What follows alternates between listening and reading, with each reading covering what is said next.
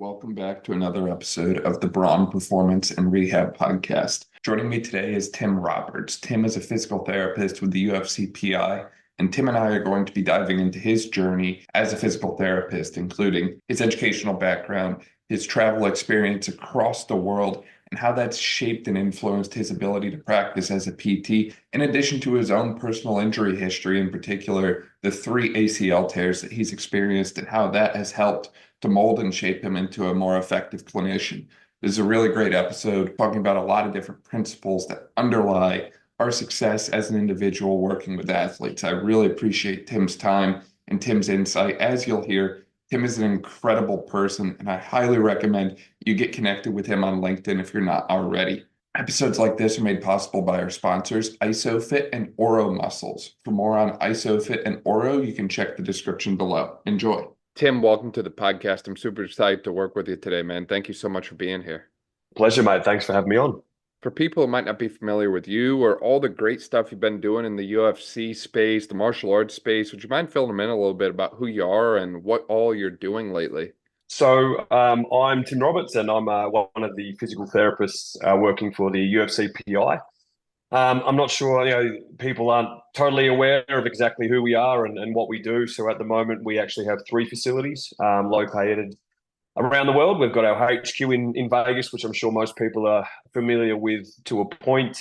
We've got our second facility, which is our largest facility, which is in Shanghai, China, and our brand new facility here in Mexico City. So pretty exciting, a nice broad reach, slightly different setups at each facility.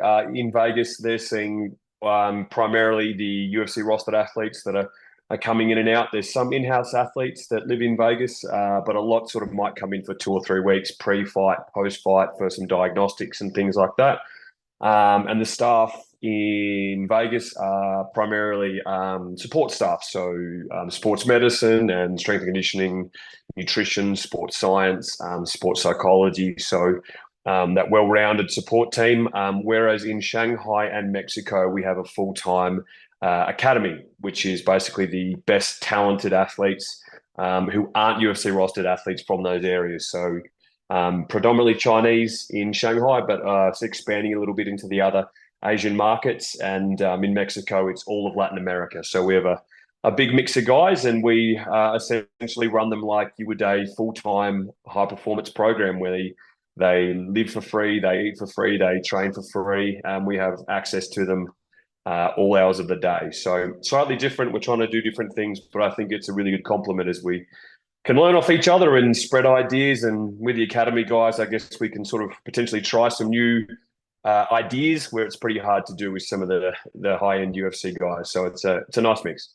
Yeah, no, that's incredible. I love that setup, and what a unique kind of position to find yourself in at this point, Tim. I mean, having access to the athletes whenever and having the ability to kind of provide any and every high-level performance-based, physical therapy, strength and conditioning type of modality that way is certainly amazing.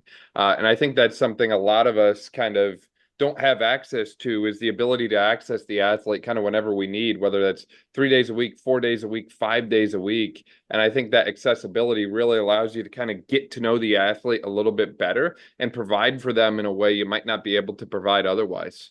Definitely. And we're all aware we're in a pretty unique position, and pretty grateful for that. And obviously with that comes a big deal of responsibility, right?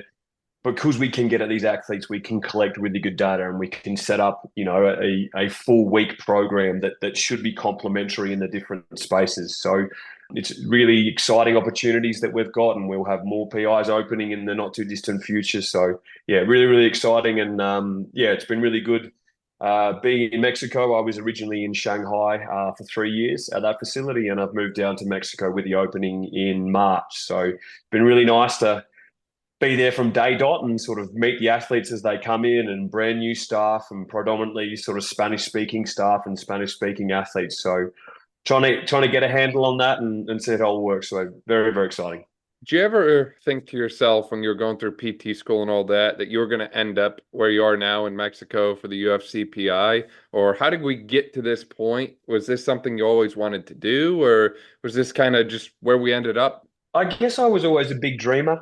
I had the opportunity to live overseas as a young child, just through my parents' work. I lived in the Ukraine for a year or so when I was 6, and then lived in Peru for a year or so as well. So I always sort of had seen the wider world and was always intrigued by that. And my parents always really encouraging to travel and go and do new and exciting things and push the boundaries. So I was always interested in doing that. I was always keen to get overseas and work at some point, even from, I guess, sort of early high school. I didn't know what that would encompass, and definitely not the UFC. I don't come from a combat sports background.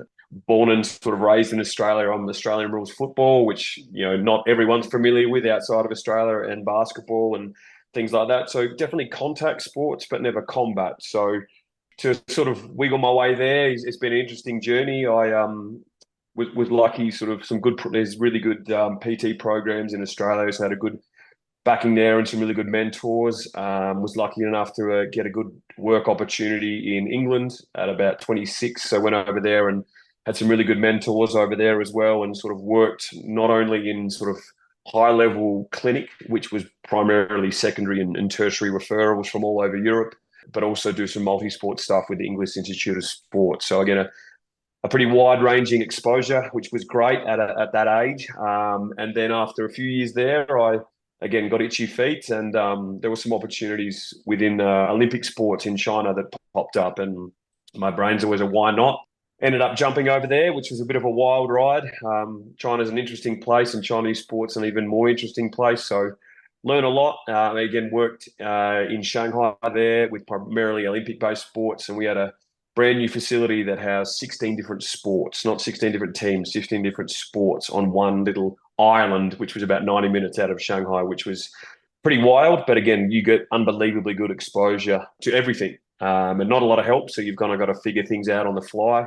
Again, good learning experience. And then when the PI in Shanghai were looking for a predominantly a rehab-based physio, kind of made sense. I was kind of in town, knew a few of the guys, and this was COVID time. So pivoted to that role, and then moved into the manager position after about 9 months, a year. So was sort of head there for a couple of years, and always sort of knew the Mexico piece was coming along. Central America has always been super interesting to me. So it's just something that I was always keen to explore. And yeah, when the opportunity popped up, and it kind of made sense for us to have someone who'd been in the system come over here and sort of help sort of fast track the onboarding with a brand new staff and new athletes. So I jumped at the opportunity and just chipping away at my Spanish now. It's coming along very slowly. It's better than my Chinese. So yeah, it's funny when you look back and see where it's all come, and you kind of see with the different crossroads and different paths you take, and you wonder where you could have gone other way. But super grateful to be where I am, and all roads leading to positive outcomes at the moment, mate. Tim, it sounds like you've kind of bounced all around the world, like you mentioned there, from Ukraine to Australia to England to China to Mexico. I mean, you've kind of been everywhere. And I think that that's something a lot of people struggle with nowadays, is they're scared to kind of make that jump or take that leap and go someplace they've never been before because it's uncomfortable or it's scary or something like that. But I think a lot of growth comes from pushing yourself into that uncomfortable situation of packing up, moving someplace you've never been before, and experiencing a very different way of life in all senses, not just like culture and lifestyle, but even the work standpoint as well. I'd imagine physical therapy looked a little different in Australia versus England versus China versus Mexico. And the more you get to experience those different kind of approaches and philosophies, the more you're kind of able to shape your own accordingly, I would imagine. Absolutely. And I guess that was always the reason, was always trying to find a balance between, career and social. And I had a lot of friends that did big, long stints of travel. The Australian thing is go over for 6 months in Europe and find yourself and grow up. And I thought, nah, that seems a bit long for me. I'd rather go and work and dip in and out, which was pretty lucky to do. So I guess, again, pretty lucky the Australian physiotherapy or physical therapy system has a really sort of rich history and some really good schools, ingrained in manual therapy, but it's sort of built on the successes in Australian sport, where some really good minds, particularly sort of early 90s, 2000s. So there's a really good information there. But I'd also had some really good mentors that did say, look, overseas is a really good way to fast track your output. So I remember, obviously leaving Australia and pretty confident that Australian physios were the best in the world and I'd know everything. And you get to the UK and I quickly found out there was people that were way, way, way, way smarter than me. So it kind of was a good grounding at the right time, and then learnt some different ways of thinking, different ways of attacking the athletes, particularly integrating the different departments and the different things like strength and conditioning and how you can bring that into your physical therapy practice, particularly with particularly an adaptation-based approach where you can do certain things. So that was really helpful. Bear in mind, England and Australia were pretty close together, and then the Chinese system's completely different. You're talking about an Eastern medicine backing, right? Where your Chinese doctors, I guess, hold the key, and most of their things are based on Eastern philosophies, which is, it takes a good 6 months to get your head around it, right? Because you come in and you're like, this is wrong. Like, I feel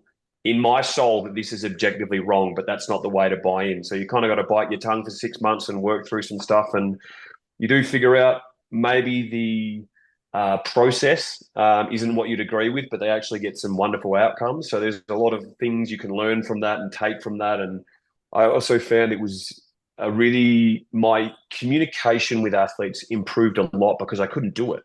I couldn't speak the language with these guys, but I had to find a way to connect. I had to find a way to coach. I had to find a way to get them to buy in what I was trying to do. What I was trying to do was different than what they'd been doing for the vast majority of their life. So things like body language and finding ways to have something familiar with the athlete. So whether it's just a hobby or something that you can do, and making sure that your exercise demonstration is beautiful because they're going to just copy exactly what you do. So I think that really fast tracked that part of my coaching and analysis. And I think my subjective questionnaires with athletes really helped because I had more time.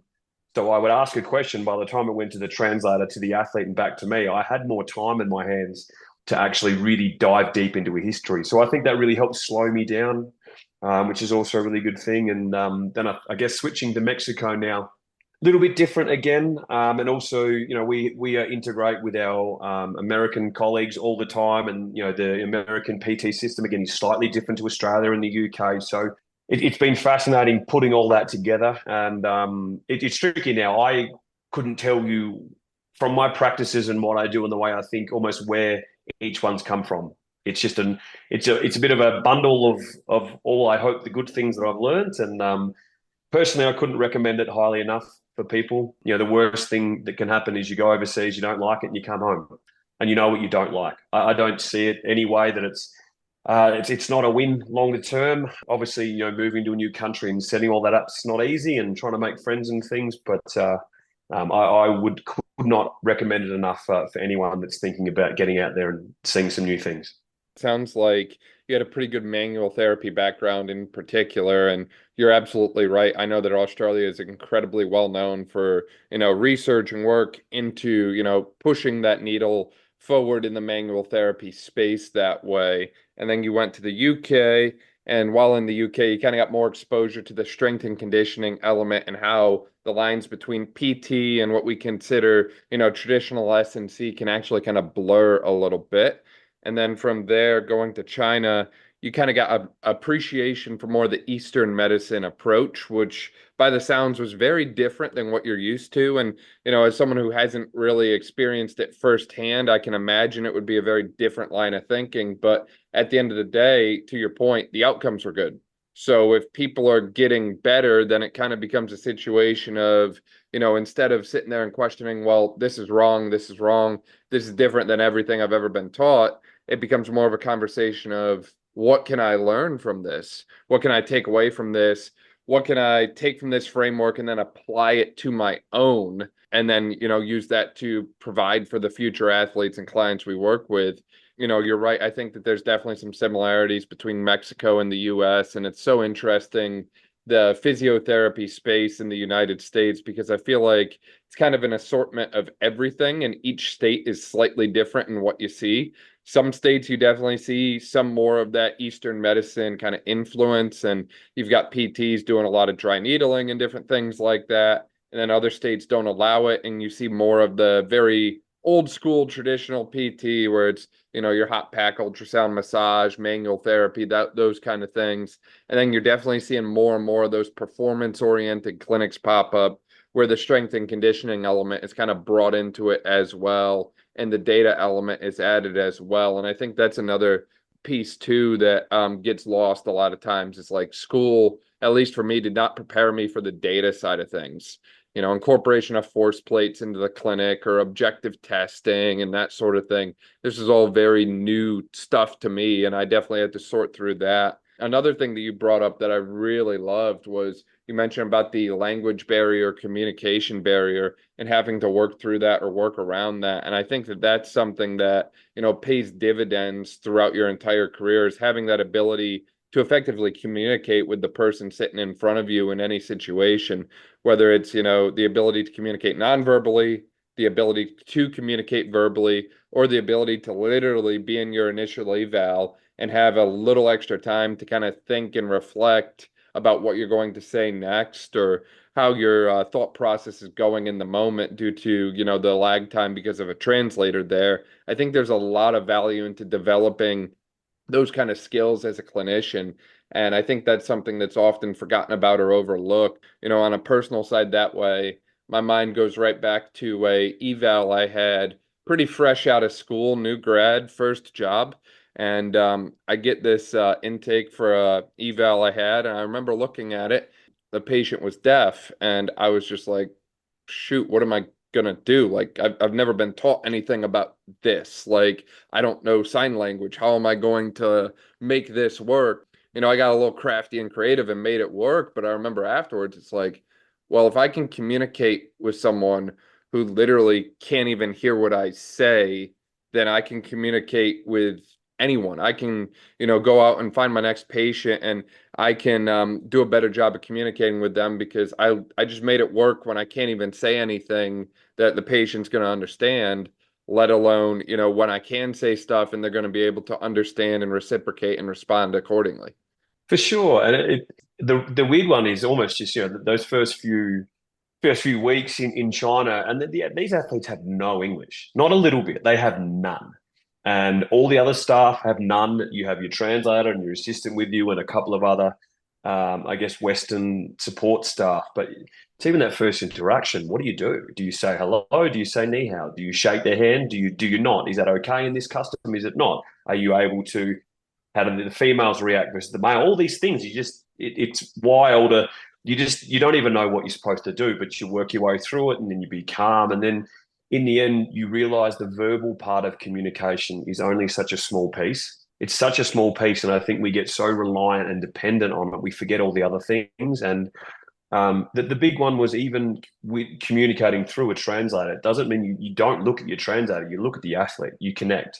You make a connection, and then the words just happen around the connection. And I think took me a while to learn that. And once that helped, then you start to get a little bit of the language, and then you can bridge the gap with some of the language. And even if they just see you trying, making an effort, they appreciate. And then there's a million things you can connect on, right? Food, they're professional athletes and you love sport. It's not very hard, right? Just find other sports they like and connect on that. Connect on music, let them play music that they like in the sessions, and then they might play something you like. And all of a sudden you start to connect. They're comfortable. You're not just another sort of gun for hire coming into China to make a buck. You're actually there to make a difference. And if you as soon as you bridge that gap, then you can do some amazing things there, because there are some low-hanging fruit you can knock off. So there's all those different things. And I think those experiences really prepared me well for Mexico. I think I've been able to hit the ground running and connect with athletes very, very quickly because I'm used to that stuff. Bear in mind, I'm definitely putting a lot of effort into the second language as well. There's a lot of night study and night school done, which is, but it is, you're investing in your future. And yeah, I think when I do circle back to predominantly English-speaking athletes in the future, I think I'll have learned a lot of skills and a lot of tools about connection and communication that I wouldn't have otherwise. So I think it'll be really, really valuable, not just for career, not just for our future, but for the rest of my life. So super, super grateful to have these opportunities. You going the extra mile to, create an environment that the athletes want to be in, but also an environment that's still engaging and allows you to get to know them better even when there is a language barrier, or better yet, you're going above and beyond by trying to learn the language yourself. That's not something that every provider or practitioner is going to do for the people that they work with. So being able to take interest in the athletes that you work with as a person, as a human, as opposed to just, well, they're a pro fighter, I get to work with a pro fighter, it's pretty cool kind of thing. There's a deeper level of understanding that goes into that. And I think that you showing that extra level of care for the athletes that you work with helps them get better outcomes because, I mean, if you're showing up to work, you're probably putting in a pretty long day, then you're going home and you're busting out some language learning for, another 30 minutes or so that way, and then you carry it into the clinic the next day. If you're going home and working on yourself and bettering yourself to provide for the athletes in front of you, they should, in theory, be more motivated to do the same for you. You're putting in the work, you're walking the walk, they can do the same thing, sort of thing. Definitely. And I think there's a lot of different subtle ways to show that you care. And it's just picking the right athlete who responds to those different stimulus. So, like, for example, just today, we've got an athlete who's 10 weeks post ACL. He's a pretty young guy, super talented, but this has been a bit of a bump in his career and has good days and bad days. And so this morning I said, look, let's not wait to the afternoon to do your rehab session. Let's get in the morning. Let's do it together. I'll come in, I'll do the lift with you. You put the music on, I'll get the coffee, and we'll nail out a good 90-minute session. And I'll do what you're going to do. And we had clearly the best session we've ever had together in terms of effort and drive and things like that. So that was fantastic to do. And then just this afternoon, we had one of our a therapy session where the athletes can come in and access the services from me and the other PT staff. And I was looking around in the one room. We had 2 Argentinian athletes. We had a Peruvian, we had an Ecuadorian, we had 2 Mexicans and a Chilean guy in one room. And we got an Australian physio and a Mexican physio. And we've got one of the athletes who's sitting there on the bed playing 90s Mexican music. So pretty amazing atmosphere, right? And you're sort of looking around and you realize this is not the normal. This isn't something that many people get to do or see. And it was honestly just like creating that environment is something I really pride myself on, if possible, and making sure that it's fun and we're enjoying it, and that the PT room and the new sports medicine space is it's not somewhere where they want to be, but if they have to be, they feel safe, and it's there's more smiles than frowns. So I think that's taken a bit of time to get used to that. I guess I've got pretty good experience with injuries myself, as a lot of PTs do. I kind of got a lot of my injuries when I was already studying. I got into physio more. I've told this story a few times, but when I was 14, I grew up in a small town in Australia, about 30,000 people, but sports mad. All country towns in Australia are sports mad. And we had one sports physio, and he was 6'7", tall, dark and handsome, dating a model and drove a BMW. And I thought, well, that sounds like a pretty good idea. So that's kind of where the idea spawned from, and haven't stopped ever since. But I guess through the journey, I was a reasonable athlete. I was a hard trier, talented, but probably didn't listen to my coaches well enough. And over the journey, I've now had 3 ACL reconstructions. I've had 2 hip arthroscopes. I've had an ankle reconstruction. I've had my thumb pinned 4 times, 4 or 5 concussions. So I've got the personal experience there, and I know how lonely that rehab space can be. So I'm always just trying to make sure that is a happy place for the guys, because I know what it can and how dark it can be when you've got everyone else around you doing what you want to do. So I think I take that personal experience and try and frame it in a good light for the guys. Yeah, no, definitely. That certainly enhances your ability to provide for the athletes, having been there yourself in the past. And you're right, it can be a dark place in the rehab world when you're watching all your other teammates do all the things that you want to do. When, you're now being told when you can do anything and everything. Hey, it's too early for you to walk right now. You have to wait 2 more weeks. The locus of control really gets stripped entirely from the injured athlete. So I really think that anything and everything we can do to empower the athlete, especially in those early mid stages of rehab, is certainly essential that way. On your own injury side that way, walk me through that a little bit more. Just kind of go with the 3 ACLs for right now. Walk me through what that process was like for you and what you learned from going through the process of having torn your ACL 3 different times, as a physio that way, because that's not something every PT has done. Knock on wood, I haven't torn my ACL. I hope I don't, but I certainly rehab a lot of them on the day to day. So what was it like for you, and what were you able to kind of take away from that experience? Yeah, my first one was when I was 24. I'd just gone back, so I'd already worked. I'd graduated. I'd come out, and I was lucky to get a position not only in a football team, but also at one of the best sports medicine clinics in Australia, which was fantastic. And they put me on a new grad program, so that was really great. And then I decided to make my life harder and went back and did another master's, like a double master's in sports and musculoskeletal physio full time, as well as work. So it was a pretty full on year. And then at the start of the year, I had a hip arthroscopy. It was just nagging away. And those were in the days that if you saw an FAI, you just got in and cut it out. So that's what happened. And then sort of 3 months later, I was playing basketball. We sort of just came back. Mishap took a charge. The guy ran through me, and I felt my knee pop, and I was pretty confident I knew what it was straight away. So I went in, saw the guys, and then had surgery 3 days later. Unfortunately, got a blood clot in hospital, so spent the next 2 weeks in hospital, not being able to get out of bed.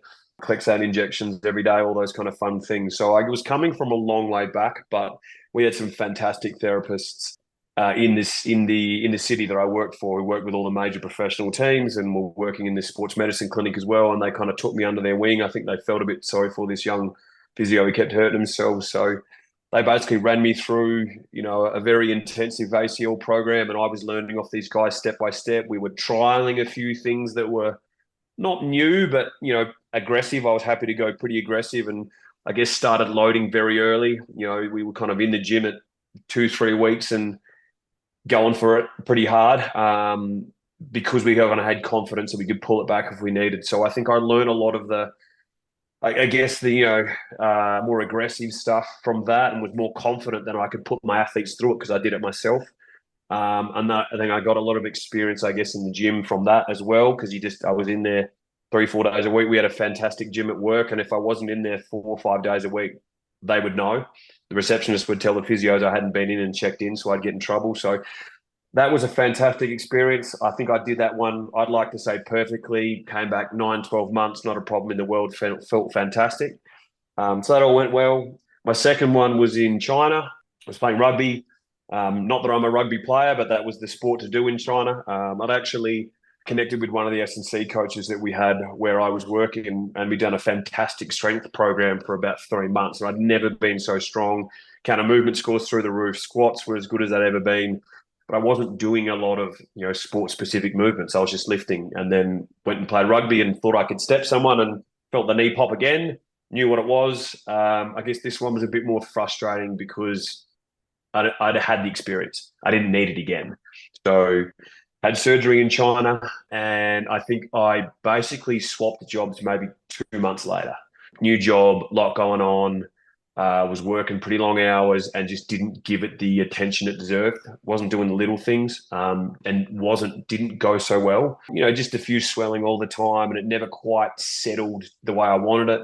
It was kind of hard to get off feet and do those things. And it was about 10 months later, and this isn't one I'm proud of, but we were on a pub crawl, and someone challenged me to some athletic endeavor, running up and down stairs for a certain time, and I'm not one to back down from a challenge. So flew up and flew down, and running downstairs after 3 or 4 beers is not probably the best idea ever, and I felt it pop again, and knew what it was. Got the scan, and it was done. And then basically I had no hamstring grafts left to do. The guys in China only could do hamstrings, so I had to wait before I could get back. So I went to America, had an opinion, went to Australia, and picked a guy in Australia who's probably one of the best revision ACL guys in the world. And then a few COVID challenges. We got locked into China for about 2 months, got locked in my apartment and couldn't leave.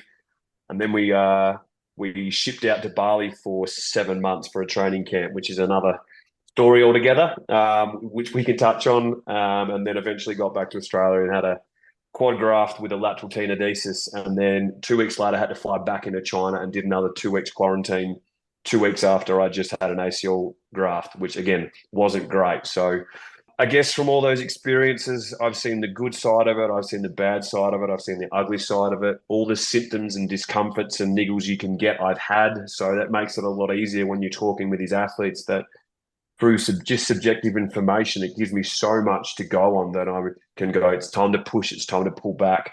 I know what you mean when you say you can't get the feeling with this exercise. I'm pretty confident about little modifications here and there to get the right stimulus and all those kind of things. So I guess longer term, super, super grateful for the support I've had through those injuries. Work's always been super supportive and things like that.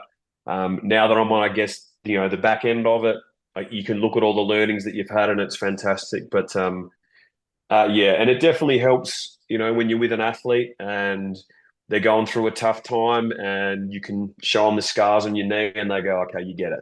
Now, whether you get it or not, doesn't matter. They see the scar, they look at their scar and they go, oh, you've had one too.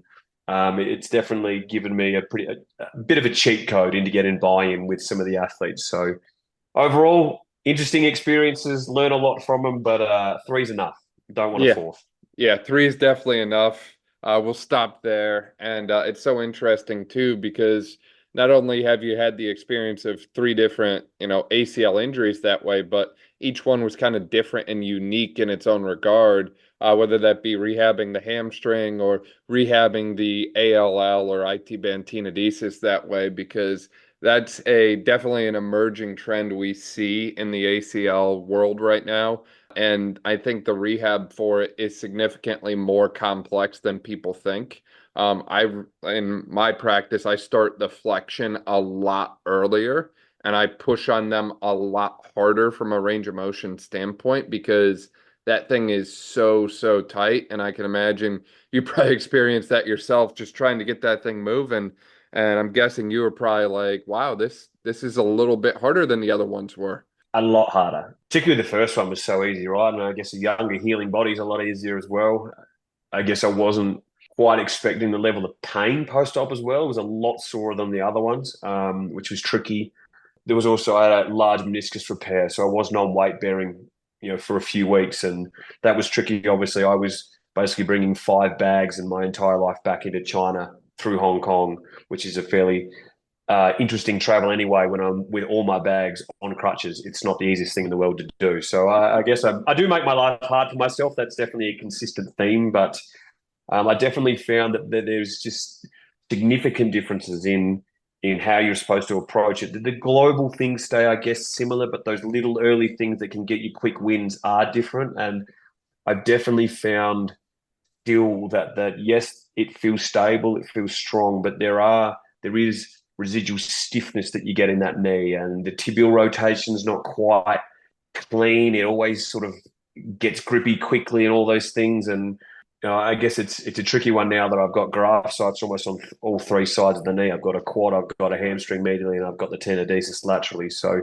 it's always just picking and choosing which one you target. And it was always a tricky one that it wasn't just rehabbing the current knee, it was rehabbing the old knee as well and getting that all back to a spot, which I guess took some really interesting programming pieces in place. It couldn't just be 3 days a week. It was 5 days a week, but you don't have 5 days a week to give. So maybe it's just before I leave work, it's 20 minutes of blood flow restriction just to get a little bit of a pump. Maybe it's, splitting days between, okay, this is a quad day, this is a hamstring day, all those kind of things. So there's always ways around a problem. You just got to get a little bit, interesting with some of your programming ideas to keep it interesting, but also that you make sure you're getting the right stimulus. So yeah, definitely some key learnings from that, which I hope I'm putting in practice with the athletes we have now. Yeah, it forces you to think outside the box and approach things a little bit differently. And I think that's something that we need more of, right? If we continue to just do the basic, the standard, the status quo, the average stuff, then we're going to continue to get the average results, which is, for ACL, 1 in 3 don't get back, period. So if we just stop and settle for that, then we're never going to get any better. And we're going to watch more and more athletes of every level never get back to the sport and activities that they love to do because we're not willing to evolve and expand our own understanding and knowledge on the subject matter. So I certainly think that, again, you experiencing these things firsthand certainly enhances your clinical knowledge, but it enhances your ability to relate to your athletes as well, like you mentioned. But it's something that the rest of us, like myself, who are fortunate enough to not have experienced this, can certainly learn a lot from individuals like you who have been in those shoes or been in, the side of the patient and the rehab provider. I think that the more we take from people like you, the better we become as clinicians, even though not everything might be, not everything you did was probably like from a research article or evidence-based or something like that. But sometimes the research runs behind the times, and sometimes the most effective things are the ones that people are saying, hey, look, this is working right now and getting us the results that we need. So try this and see how it goes. Because at the end of the day, everyone's, kind of your own case study, for lack of a better way to put it. N equals one. I don't think there was probably a lot of research at the time on, hey, patient having third ACL, had meniscus, getting IT band tenodesis done, all that sort of thing. It's like, you kind of become the case study for yourself, you experiment, and then, if you do see that athlete in practice someday, you've at least got your own knowledge background to go off of because you were there yourself. Yeah, absolutely. And I think it's sometimes with the thinking, I think we get put sometimes in very specific constructs and boundaries about how we can do things in like a rehab space. And that's sometimes a logistical piece, right? That might be if you're working even in a performance clinic where you get access to the athletes 3 times a week. Monday, Wednesday, Friday, you got an hour to do rehab. Now, if you're looking at real tissue adaptation and you're trying to build back muscle bulk and strength and all those things, you basically need those 3 hours to be purely targeting maybe muscle. So then you're doing nothing else. And if that session is, 15 minutes, you're checking range, maybe a little bit of therapy to get it moving, a 15-minute warm up, you've basically got 30 minutes 3 times a week. So you got 90 minutes of actually trying to, create a true physical adaptation. That just doesn't exist. That's not a thing. You wouldn't think you would get that from going to the gym yourself. So it's going, okay, well, how can we work around this? Are there other ways to do it? Could we break this into smaller sessions more frequently? Could we do longer sessions? Are we going to have to give the athletes things that they can do at home? And how can we, supplement all these type of things? And I guess we're lucky, and I'm lucky in my environment where I've got the athlete as much as I want.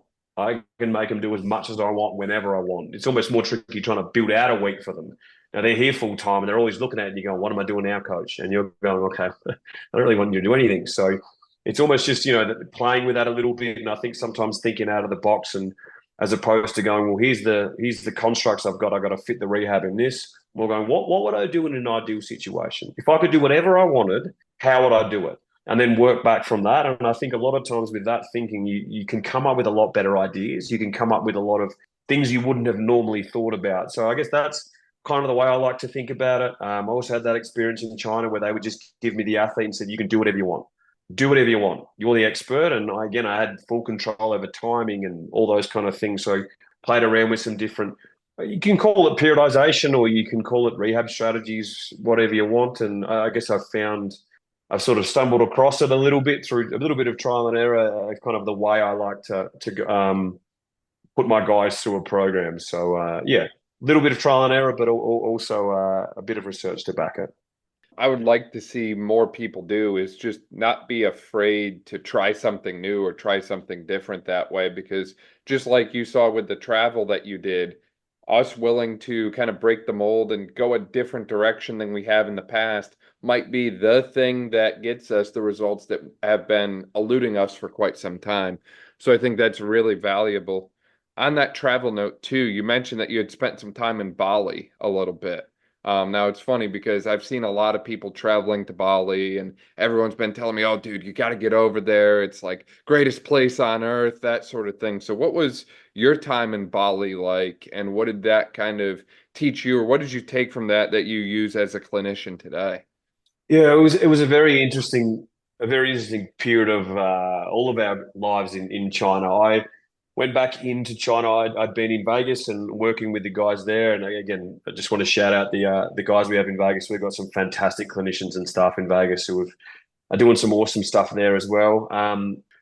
I'd gone home for a little bit and then popped back into China. I had to do 3 weeks in a hotel quarantine coming back in. So I did 2 weeks in one city, couldn't leave the hotel, had to stay in there full time. And then they flew me back to Shanghai, did another week in a hotel and then popped out. And then 3 weeks later, kind of things just rolled back into China. And this is when they were still going with the zero COVID policy. This was sort of early 2022. And basically got locked at home for 7 weeks in my apartment, could only leave to get a COVID test. That was it. And we had a big group of our athletes who had really important fights coming up. I think it was in Singapore. So we had to get them to train. And we were writing guys' programs they were doing in their rooms. And their rooms weren't big. We're talking 2 meters by 3, maybe. So we were writing these guys' performance programs for them to do every day. And that was, we give them body weight conditioning workouts to do. We were giving them some aerobic stuff to try and do with it's just like, it might be running on the spot, shadow boxing, all those kind of things. And things like our technical coaches were giving the athletes striking combinations to work on by getting their mattress and putting it up against a wall and using that as a bag. So wild stuff we were getting guys to do because we couldn't get them out. And then we basically, with a bit of a skeleton crew, I think we had 5 staff and our 10 athletes. We then shipped out to Bali. Bali in Asia, close to Singapore, so similar time zones. Through our head coach, we had some connections in Bali through a good MMA gym. It was pretty cheap to run as well. So we just went there and figured it out and basically came up with an improvised, a training camp where we had an MMA, like it was basically a public MMA gym, but they gave us access to private times and we got some of the pro guys in. So we ran it there. We had a nutrition support remotely from our head of nutrition in China, but we also had a meal prep company that that linked directly with our nutritionists that were coming up with the macros that all the guys need and the certain weights. So they were getting that delivered every day. I was the medical lead and I treated out of a bit of a grimy hotel room for 6 months. We had one of our S&C coaches who also was fluent in Chinese, who was also translating the technical coaches, and we had our jiu-jitsu coach, head coach, and our striking coach. So we were there doing our thing. Our recoveries were a little bit more interesting. We were doing recoveries at some of the wellness spas in Bali, and the wellness spas are more, let's say, Instagrammable. So it was kind of me taking these 10 Chinese MMA fighters in, maybe with some blood on their shorts and a black eye, into these beautiful spas and getting them and telling them in Chinese to sit in the ice baths and what time they could get out of the sauna. So that we got some very interesting looks over the time. But basically, we kind of ran an old school program without all the bells and whistles. We were spitting sawdust. We were in the gym. We were sweating it out. I was present for every technical session, every non-technical session, going back late, treating the guys as the only medical support. Any infections or breaks was all on me. I had to, the nearest hospital or anywhere we could get any medical support was an hour away. So we were in Canggu in Bali, and this was down in Denpasar, if anyone knows Bali well. And a lot of times I had to get the guy, one of the athletes, they might have, we had a guy who had a pretty bad AC joint. I had to put him on the back of my scooter, pop our helmets on and drive through the traffic an hour down to Denpasar to get an X-ray done. And then, I'm trying to translate through my Chinese to the support staff they had there, to Indonesian back to us, and trying to figure out medical interventions and not try and get scammed, because they kind of figured out we had a pretty shiny card, so they were trying to charge us everything. So pretty wild experience. We were there for 6 or 7 months. I mean, all in all, we were kind of living and training in paradise. So I'm not going to complain too much. It was also a good time. But I think I learned what a real MMA program looks like, what 95% of the world's MMA programs do look like. And I think that gave me a really good rounding into, okay, this is what it looks like, and this is how hard they got to train, and this is what the guys can tolerate. You don't need to baby them all the time. They're going to be fine. You're going to have to push the envelope a little bit as well. And that was amazing for me. I learned so much more about the technical elements of the sports and all those kind of things. So that was a fantastic sort of, I guess, a grounding, and allows me to communicate better with the staff we've got here now, because even though I haven't been a combat athlete, I feel like I've had a really unique experience that a lot of other people haven't had who haven't actually fought themselves. So again, just trying to find a ways to be adaptable and get stuff done. And it's amazing what you can get done with very little resources. So then when you step back and you get everything, you actually use them more effectively. You know, okay, I don't need that, but this is when I can put it in. This is when I can put it in. Okay, the guys don't actually need soft tissue every day, but they're going to need it once or twice a week. So when we do it, let's do it properly. So I think that was an amazing experience. If anyone hasn't been to Bali, you should go to Bali. It is a beautiful place. It's a great place to travel. Besides all the drunk Australians you're going to get there. So I apologise for my country in that regard, but it is a beautiful, beautiful place. Man, what an incredible experience, an incredible journey. That's absolutely amazing. And there's so many great things that you mentioned there. I mean, first off, I gotta hit you up for whatever your go-to personal, quarantine workouts were, how to get an arm pump in like a 3 meter space that way, because I'd imagine you were probably going a little stir crazy, sitting around in hotel room after hotel room for weeks and weeks on end.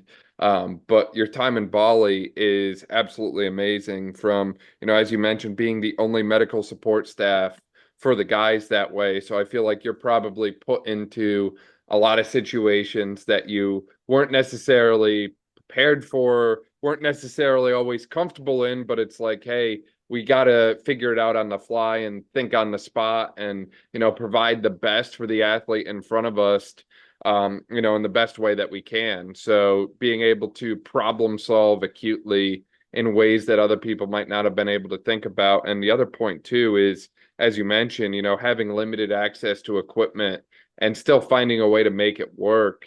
It's funny because in today's day and age, I feel like most PTs, myself included, we're a little spoiled with what we have access to in our clinics.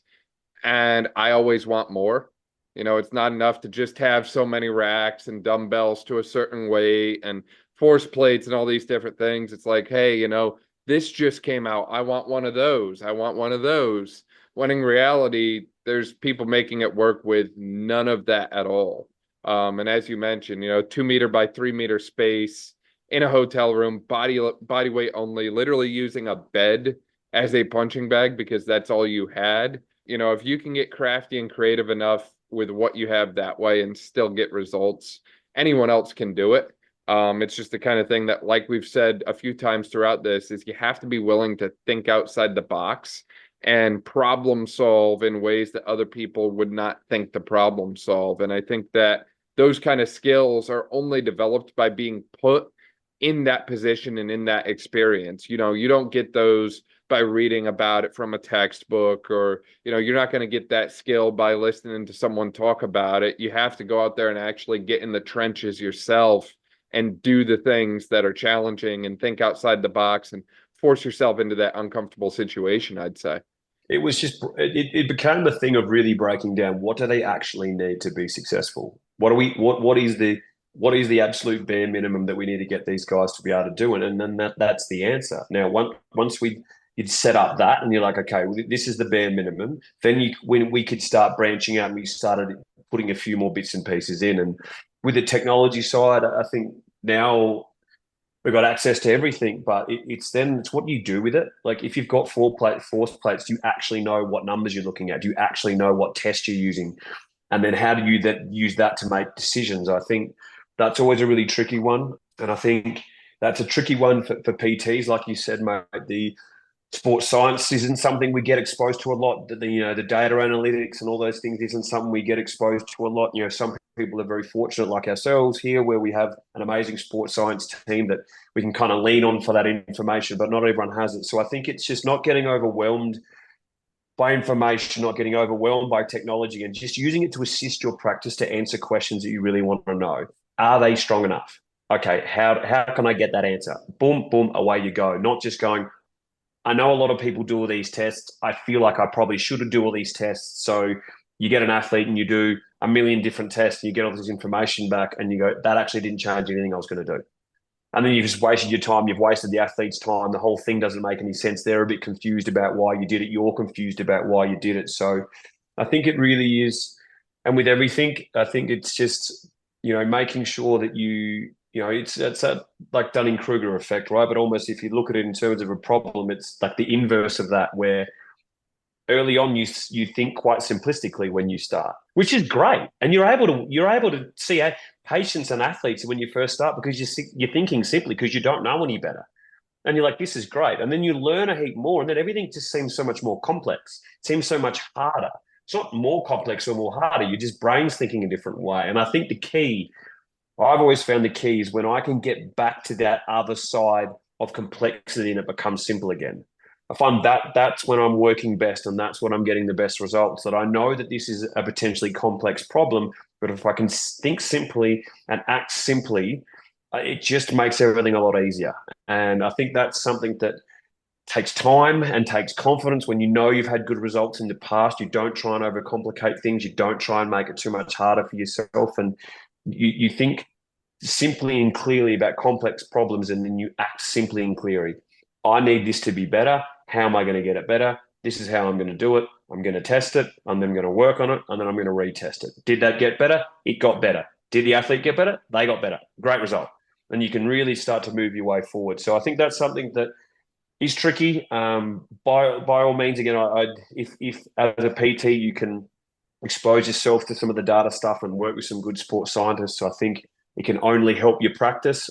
I was lucky enough to do a program through a Melbourne University, a Masters in High Performance, which was like a 3-year part-time degree, which I've just finished, which is really an exposure to strength and conditioning, nutrition, sports science, all the other things that they don't teach us, which I think humbled me a lot because I learned how much I have no idea about. And when you get an assignment that's, can you write an annual periodized strength and conditioning program for a professional athlete, and you go, I have no idea what I'm doing. It definitely gives you a lot more compassion for your colleagues, and I think that's a massive thing that didn't teach me how to write an S&C program. That didn't teach me how to analyze data. That didn't teach me how to use R to come up with beautiful statistics. But I know what questions to ask. I know when to use guys, and I know how to use the tools at my disposal a lot better. So I would, again, highly recommend everyone to sort of reach out to people in different disciplines and get exposure, because it's only going to make your life easier. Yeah, no, definitely. I love that point. I think collaboration is absolutely essential. And the more we can kind of bring everyone together on the same space with the same goal of, how can we provide best for the athlete in front of us? The more we can all do that collectively, the better that athlete's outcome is going to be. And really, that should be, in my opinion, the standard of care across the board. Why are we not working together as providers, as practitioners, as coaches in the best interest of the athlete? I think a lot of times it's very easy to get siloed. It's very easy to kind of, especially as a new grad clinician that way, it's very easy to think, oh my gosh, I've got this. I know exactly what I'm doing. I don't need any help. But in 2024, I think the ego-driven approach, the, outlaw approach of trying to do everything on your own really needs to be put to the past, because we can't solve complex problems with simple solutions. You're right in your point that I think simple thinking is a great way to go. I think that we often overcomplicate things and overcomplicate matters and get lost in the sauce of testing. And we pull up, 10-page Excel documents and look through all the numbers. And you're right, a lot of times it doesn't even change anything. But, to sit there and think that one person is going to solve all the issues by themselves is just flawed thinking in today's day and age, because there's so much that goes into caring for the athlete that you really need that team environment and team-based approach, which obviously that's what you guys do at the Performance Institute. You have multiple teams of people working together with the athletes day in and day out. And I think that's what gives the best outcomes and best results. But I think that we in the private sector need to learn from that model and apply that better for the athletes that we work with, because some of them could potentially be the next generation for the UFC or for another major sport group that way. And even if they're not, if we could do better by the person in front of us, and we're not willing to do that because of ego or because of profit or whatever that way, then, I think at the end of the day, we really have to look at ourselves in the mirror and ask, why we're even in the space we're in, because we serve people. So if we're in the business of serving people, we should probably do right by people at the end of the day.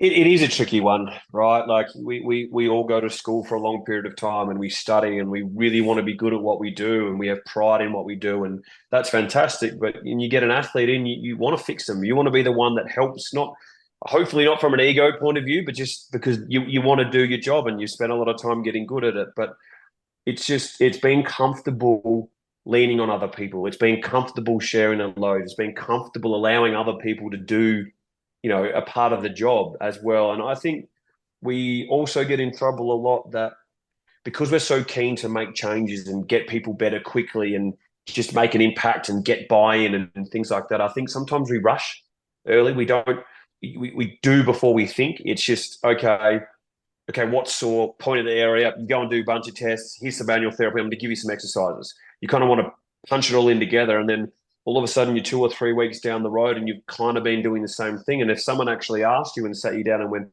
what's your diagnosis? Like, what is your actual diagnosis? Like, what's the anatomy here that's damaged, and what's the physiology of that's the problem? And then what are the impairments you're working on? A lot of people stumble, which is wild to me, because that's our whole first job, is to make a clear decision on what we're trying to do. You get an athlete in. What's the problem? Okay, what do we need to fix? How long is it going to take? What are we're going to do along the pathway? If you take your time early and think really hard but clearly, everything else becomes so much easier as you go, and you don't get in that trap of all of a sudden you're going, I'm not really sure where I am.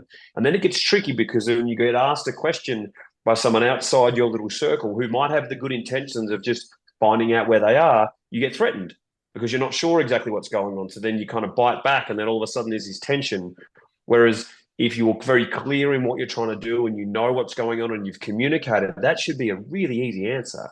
If you've got a strength and conditioning coach that comes to you and goes, what are we working on? You can go this, and they can go, oh, great. And then they can go, well, would you like some help with that? Definitely. I need this guy to get stronger. Can you do that? And all of a sudden, you don't have to do as much. The athletes are happy about it. Everything starts to work. So that's one big thing that I always try and press on, younger staff and students, is don't rush yourself. I see a lot of students that they get in, they feel uncomfortable talking with the athlete.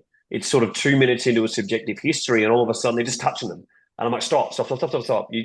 You're making your life too hard. You don't know anything, so you're going to have to do 15 orthopedic tests to try and come to an answer. Whereas if you just took a bit more time and worked through the problem and did a thorough subjective examination, you'd come in and basically have 2 hypotheses.